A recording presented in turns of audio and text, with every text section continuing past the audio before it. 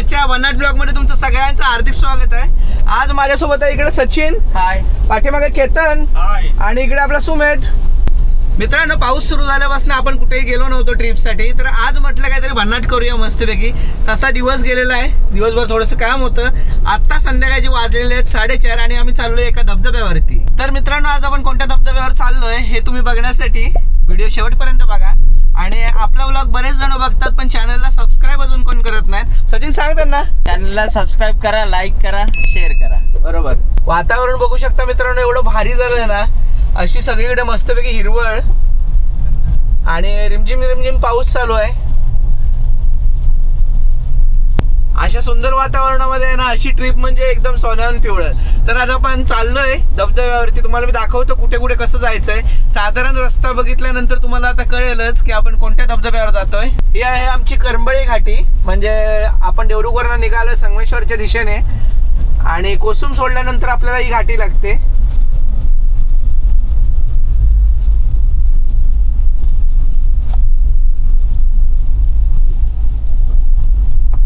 यावेळेला प्रत्येकाला काही ना काही कामं होती। पाऊस जरा लवकर आल्यामुळे सगळी कामं विस्कळीत होती सगळ्यांची। ही पावसाळी कामं असतात, त्यासाठी गडबड झाली होती। तर आज आपण वेळ काढून चाललोय, म्हटलं पावसाळी सिरीज होते की नाही, पण आपल्या पावसाळी सिरीज मध्ये हा पहिला व्लॉग आहे। आणि आपण ज्या धबधब्यावर जातोय तो सुद्धा अतिशय सुंदर धबधबा आहे। ड्रोन घेतलेला आहे बरोबर मित्रांनो, जर पाऊस नसेल तर आपण ड्रोन सुद्धा फ्लाय करू। आपल्या समोर बघा मस्तपैकी एसटी चालले।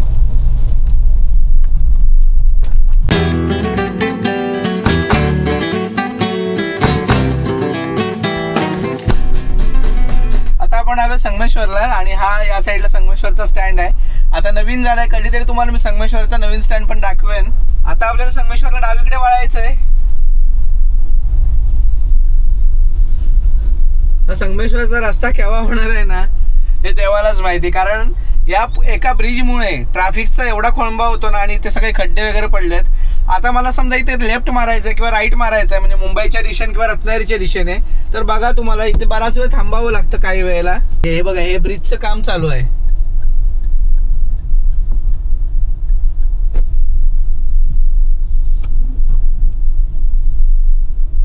या पुलावरती एवढे खड्डे पडलेत ना, ऍक्च्युली फार जुना पूल आहे, म्हणजे इंग्रजांच्या काळातला ब्रिज आहे आणि एवढे खड्डे पडलेत। या खड्ड्यांमधनं म्हणजे वाहनांना एवढा त्रास होतो ना, खूप बेकार, खूप बेकार।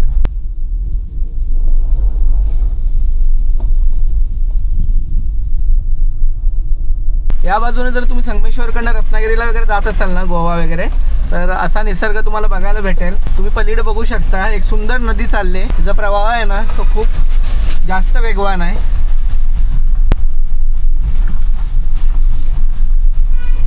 शाबास।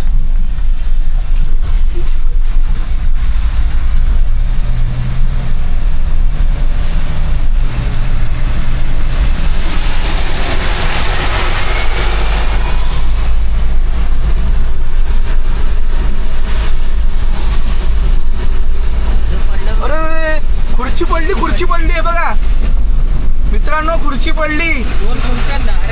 दोन खुर्च्या पडल्या। ओमनीवरती आहे ना बऱ्याचशा खुर्च्या लादलेल्या होत्या कॅरियर वरती, ते काही मालवाहू वाहन नव्हतं हा, पण तरी पण त्याच्यावर एवढ्या खुर्च्या होत्या।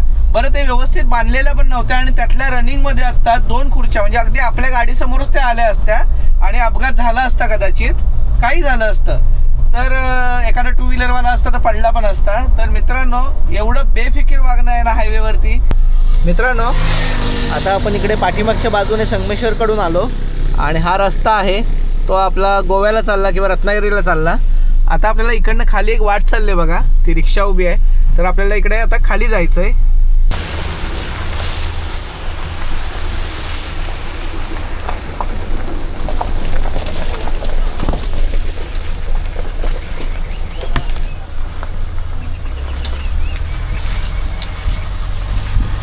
आपण डावीकडे टर्न घेतल्यावर 2 रस्ते दिसतील, त्यामध्ये जो डाव्या साईडचा रस्ता आहे तिकडे आपल्याला टर्न करायचा आहे। आणि वरनं बघू शकता मस्त इकडे शेती वगैरे दिसते।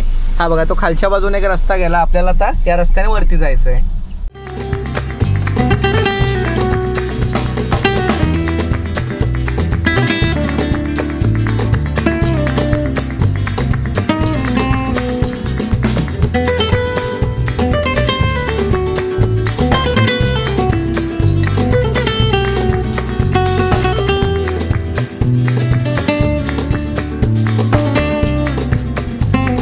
धबधब्याकडे जाणारा रस्ता आहे ना फार छोटा आहे आणि बघू शकता इकडे दरी आहे पूर्ण खाली. हा रस्ता आहे आणि किती खोल दरी आहे बघा. वा वा वा काय निसर्ग आहे बघा मित्रांनो.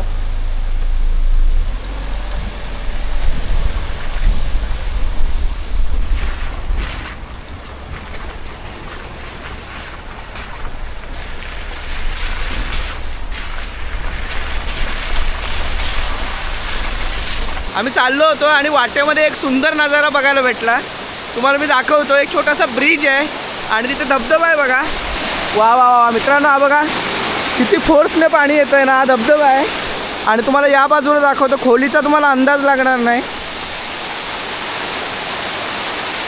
इकडे खाली दरी आहे आणि या दरीमध्ये हे सगळं पाणी जातं आहे.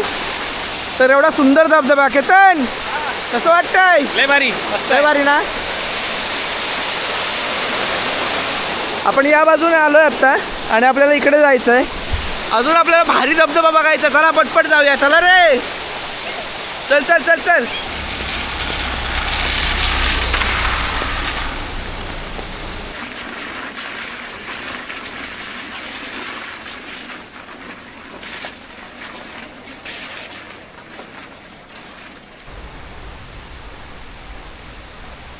रस्ता लागणार आहे आणि या कच्च्या रस्त्यावरच आपल्याला सरळ जायचं आहे.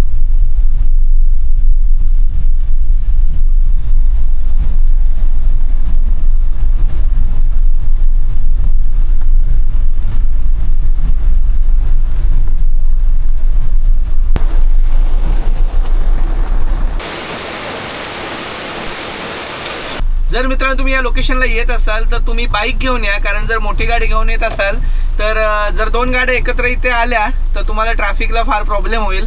तर तुम्ही बाईक घेऊन या आणि दोन्ही साईडला झाडी खूप वाढलेली आहे तर थोडं सांभाळून या. आता आपण पोहोचतोच आहोत.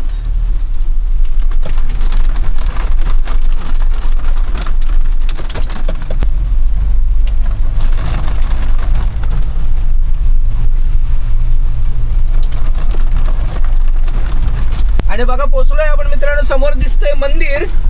या मंदिरातच आपल्याला जायचंय आणि या मस्त लोकेशनवर आपण आलोय. पाठीमागे बघू शकता मंदिर आहे. चल चल चल केतन. मित्रांनो पाऊस तुफान चालू आहे. पाऊस तुफान चालू आहे आणि तुम्हाला मी आता एक मस्त नजारा दाखवणार आहे. हे बघा मित्रांनो, हे इथे मंदिर आहे आणि हे ओझरखोलच्या ग्रामदेवतेचं मंदिर आहे. सचिन कसं वाटतं मंदिर? खूप छान आहे. सुमेध छान आहे. सिनेरी कशी वाटते? एक नंबर. यायला लागतंय. ओझरखोलमध्ये आपण या लोकेशनवर आलो आहे तर पहिला आपण मंदिरात जाऊया, दर्शन घेऊया. खूप भारी लोकेशन आहे, एकदम शांतता आहे आणि एवढा पाण्याचा आवाज आहे ना. माझा आवाज तुम्हाला ऐकायला येतो की नाही मला माहिती नाही आहे. तर बघा श्री ग्रामदेवता मंदिर ओझरखोल निडळेवाडी.